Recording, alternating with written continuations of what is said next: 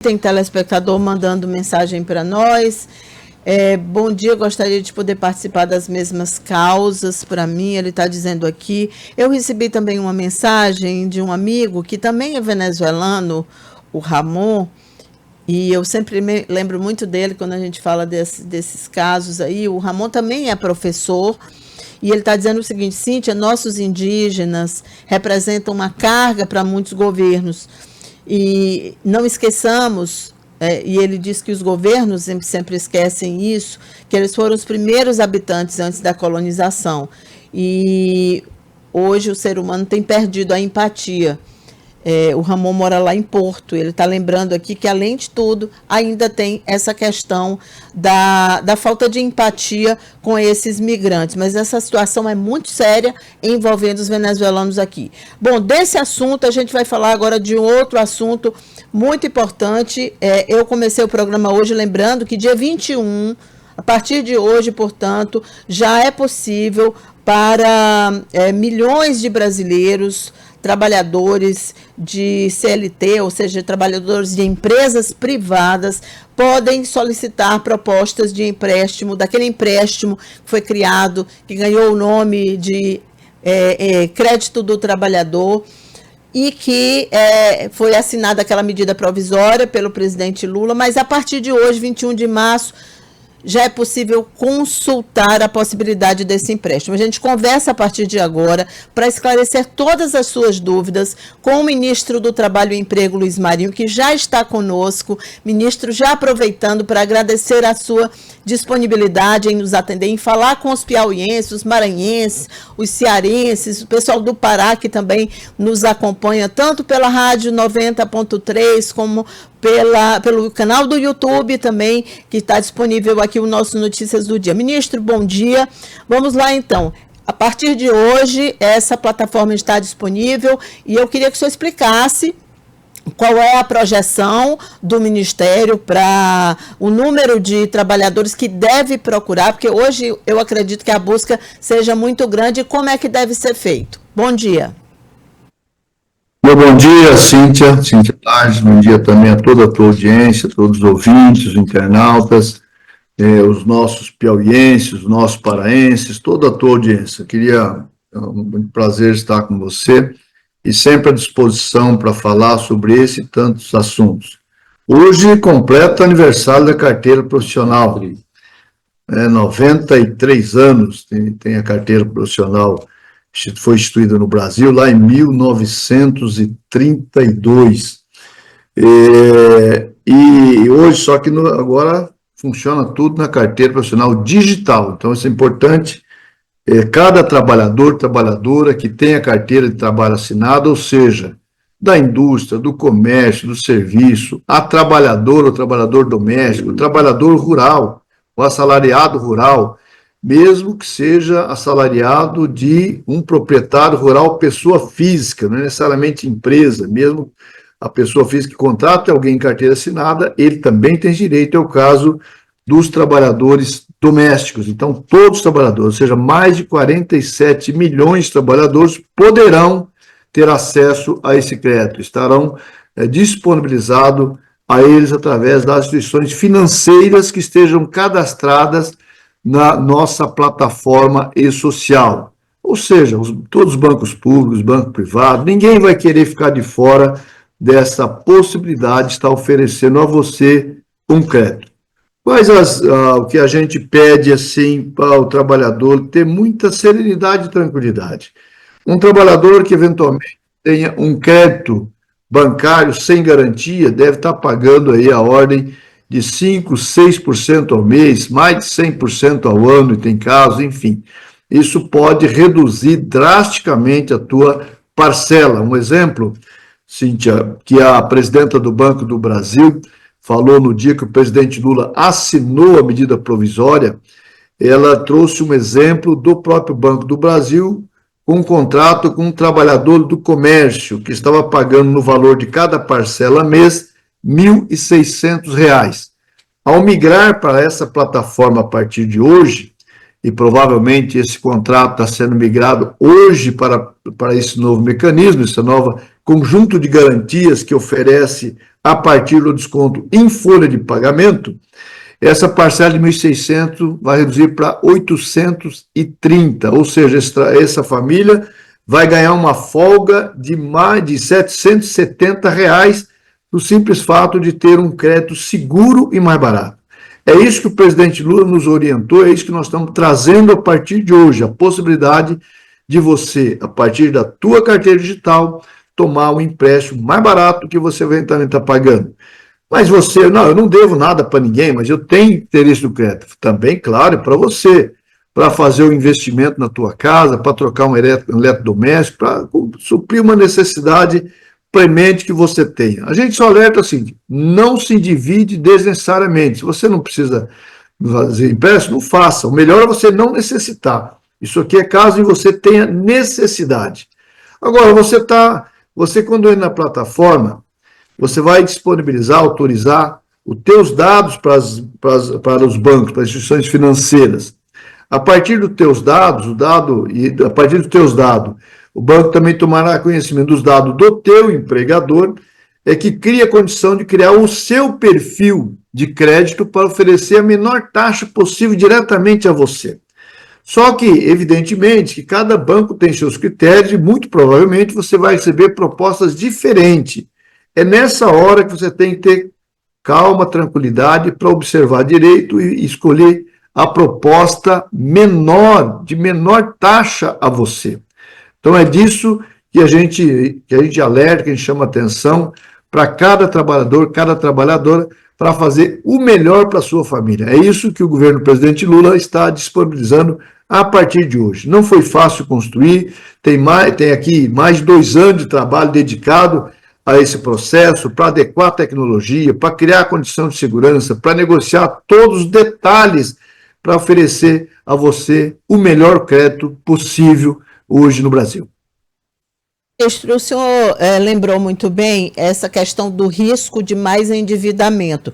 E a liberação desse crédito do trabalhador, ele acontece no momento em que esse endividamento das famílias, ele infelizmente está de novo aumentando. Aqui no Piauí, há um alerta de que pelo menos 262 mil pessoas estão nesse momento, nessa situação de endividamento. E antes mesmo, assim que a gente anunciou sua entrevista, já começaram a chegar perguntas, eu gostei de uma pergunta que eu acho importante a gente esclarecer.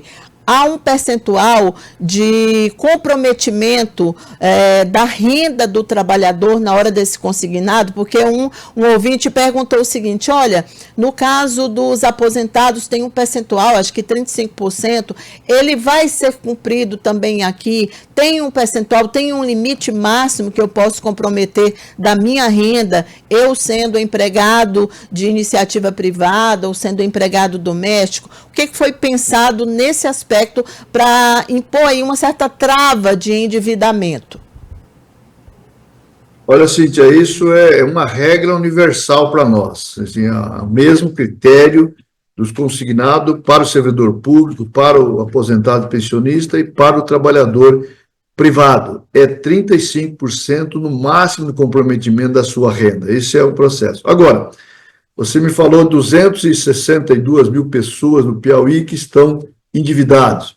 Seguramente, essas 262 mil pessoas estão pagando um juro muito maior do que vai poder pagar agora com esse mecanismo. Portanto, ele vai poder criar, melhorar a sua situação. O exemplo que eu citei lá, que a presidenta do Banco do Brasil trouxe, uma prestação de 1.600 para 830.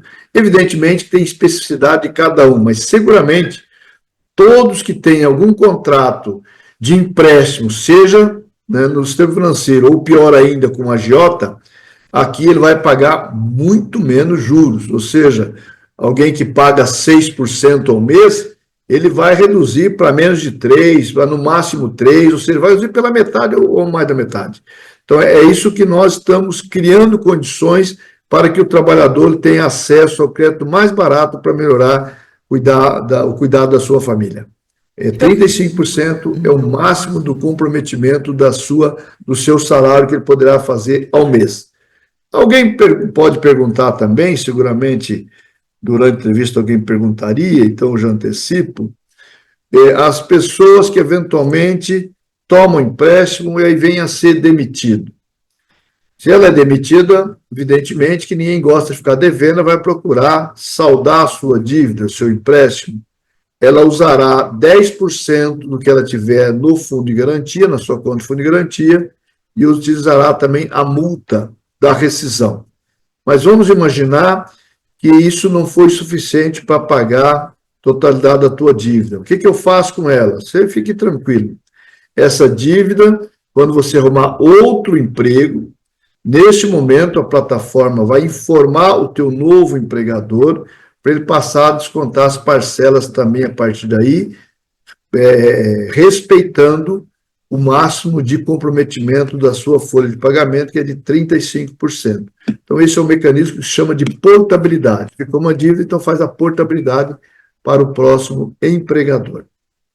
É sempre muito importante que tudo isso seja esclarecido, né, que o trabalhador tenha esse conhecimento, como o senhor está mais uma vez explicando, mas todas essas informações estão disponibilizadas nos sites, nas plataformas, e acredito que as próprias instituições financeiras também vão tratar de dessas informações, são pelo menos 80, né, que são as que já atuam hoje com o consignado tradicional, aquele do trabalhador, do servidor público e também do aposentado. Ministro, eu queria aproveitar também para lhe perguntar sobre aquele outro programa do governo que também teve aí uma receptividade muito grande, que foi aquela da liberação do dinheiro do FGTS para aquelas pessoas que optaram pelo saque aniversário. E aí a gente já esclareceu, o trabalhador já sabe que tem uma janela ali, tem um recorte específico que é para quem foi demitido num determinado período de tempo. Eu quero saber se o governo estuda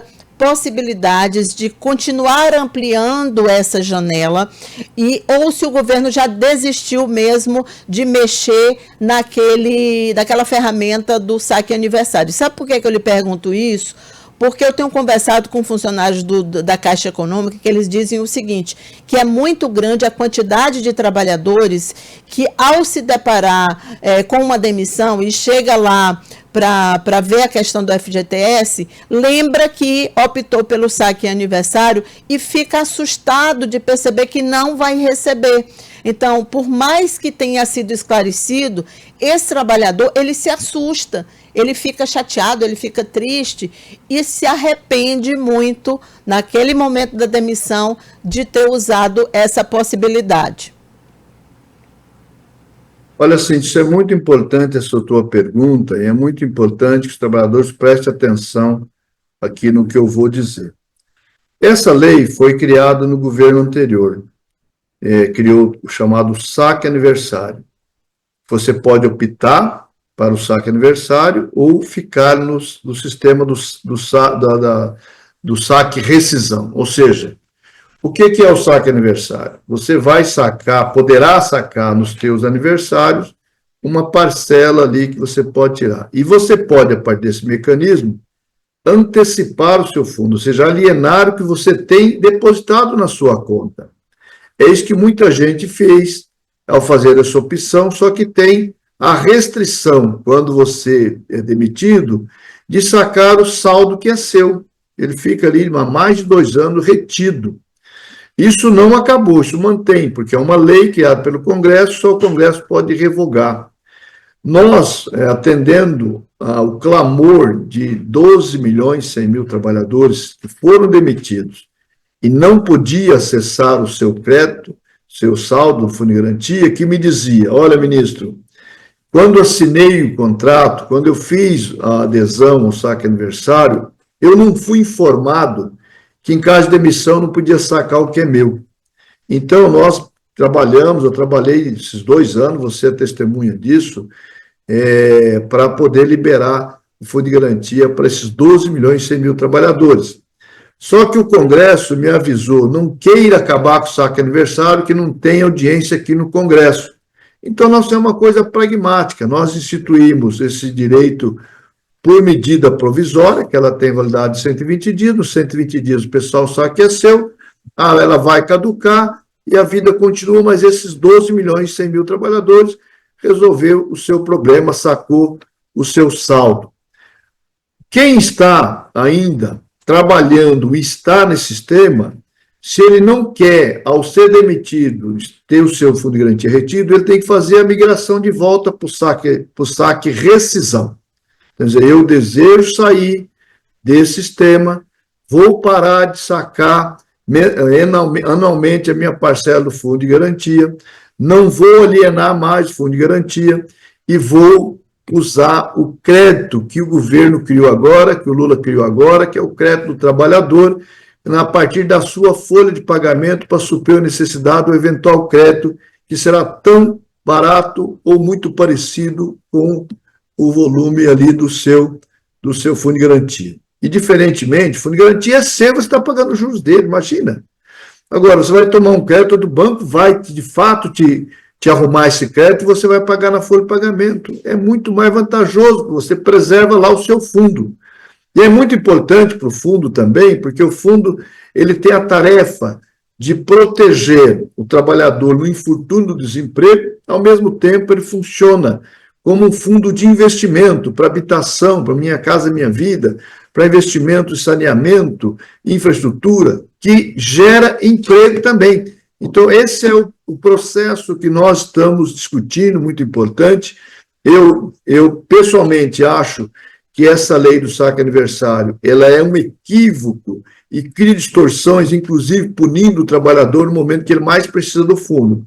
Então, agora, o trabalhador tem a possibilidade, uma alternativa concreta, real, importante, de um crédito barato a partir da sua folha de pagamento, para ele tomar, no momento da sua emergência, e preservar o seu fundo intacto para quando ele for demitido, ele poder sacar esse recurso. E até aquele argumento que o rendimento do fundo era muito baixo não vale mais hoje, porque além do que está condicionalizado pelas regras de remuneração do fundo, anualmente o Conselho Curador do Fundo de Garantia, presidido por mim, decide a distribuição do resultado do ano aos correntistas. Isso elevou o volume, portanto, de rendimento das contas também do Fundo de Garantia, de cada correntista do Fundo de Garantia. Ministro, o que vai acontecer, me parece, então, é naturalmente uma substituição, né, de quem optava pelo saque aniversário. Então, automaticamente, sem uma decisão do governo, sem o governo precisar comprar briga com o Congresso, que já disse que não deve se mexer no saque aniversário, vai acabar ficando obsoleta aquela opção e o trabalhador optando pelo que é mais vantajoso para ele. Só para a gente realmente encerrar, que o seu tempo também já até ultrapassou aqui, ministro, o senhor tem feito muitas declarações contra aquela escala 6x1, que é realmente muito cruel para o trabalhador, e esse projeto da deputada Érica Hilton, no primeiro momento, ele não encontrou nenhum amparo, nem mesmo no governo, e não deve prosperar lá no Congresso Nacional. Mas eu quero saber o que é possível em relação a esse projeto em termos de apoio do governo. O senhor, pessoalmente, eu já vi declarações suas que o senhor considera que realmente é preciso mexer nessa escala, né? Olha, tem guarida no governo, sim, para debater esse assunto. E é um assunto trazido pela deputada Érica Hilton e também, antes disso, alguns anos atrás, pelo deputado Reginaldo Lopes, deputado federal do estado de Minas, que também estava tramitando, mas sem muito barulho. A Érica trouxe aí para a pauta, então agrega valor nesse debate, é muito importante, e os dois deputados, a deputada e o deputado, estão trabalhando junto nessa temática. E nós aqui montamos um grupo de trabalho para, junto com eles, debater o assunto, ver como que a gente colabora. Agora, é um assunto eminentemente do parlamento. Quero crer que pode ter chance se houver um processo de mobilização da classe trabalhadora, dos envolvidos, dos sacrificados dessa jornada, que é a jornada mais cruel do mundo. Muitos países já desistiram dela, já arrumaram alternativa, e é plenamente possível arranjar alternativa. Fiquem tranquilos, quem fica preocupado, mas e o meu comércio a funcionar de segunda a segunda? Tem setor da economia, que é o equipamento, não pode ser desligado, pode ser descontinuado, tem que trabalhar 365 dias do ano. É muito caro desativar e voltar a ativar, então é mais tranquilo você deixar ele funcionando 365 anos, 24 horas por dia. Uma coisa é o equipamento funcionar, outra coisa é o trabalhador ser sacrificado para 6 dias de 7 estar ali na jornada de trabalho e falta tempo para ele cuidar da família, para evento cultural, para o lazer, enfim, para estudar. Então, isso é muito importante, esse debate. E é importante também o debate da redução da jornada máxima legal no Brasil. Nós reduzimos lá em 88, de 48 para 44, e é preciso reduzir essa máxima de 44. Acredito que é possível ir para 40, mas é possível planejar para o futuro.